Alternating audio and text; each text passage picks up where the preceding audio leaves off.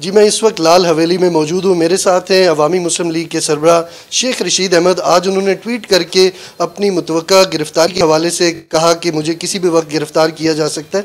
शेख रशीद साहब हमारे साथ मौजूद हैं। शेख साहब, क्यों आपको गिरफ्तार करना चाह रहे हैं? आगे भी जिनको किया उनको तो पता नहीं चला। मैं तो तैयार बैठा हूँ हवेली में।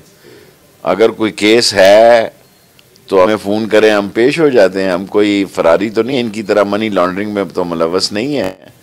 और लाल हवेली पे ये एक आसफ नामी शख्स जो है वो सारे शहर की दौलत को लूट चुका है जायदादों में। ये हमारी अपनी है। 15 तारीख को इन्होंने जवाब दाखिल करना है। अगर हमारी नहीं है तो वहाँ जाके कह दें कि जनाब ये इनकी नहीं है।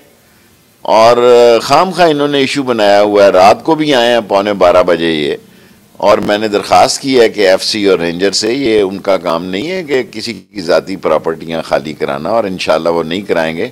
बाकी एफआईए कोर्ट में कह चुकी है कि हाई कोर्ट ने हुक्म दिया एफआईए को वो इस लाल हवेली के काम में मुलव्वस ना हो।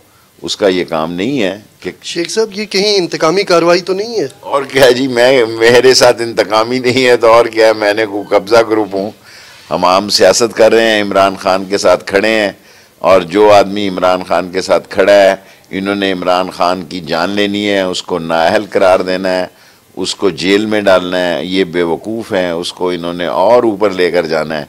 ये इलेक्शन से फरारी हैं। इन्होंने ज़िमनी इलेक्शन नहीं कराने सूबों के, और जब ये सूबों के इलेक्शन नहीं कराएंगे हम कोर्ट में जाएंगे, क्योंकि आइनी तौर पर 90 दिन के अंदर इलेक्शन होने ज़रूरी है। शेख साहब, खान साहब के हवाले से आपने बड़ी ही खौफनाक बात की है कि उनकी जान लेना चाहते। कौन जान लेना चाहता है खान साहब की?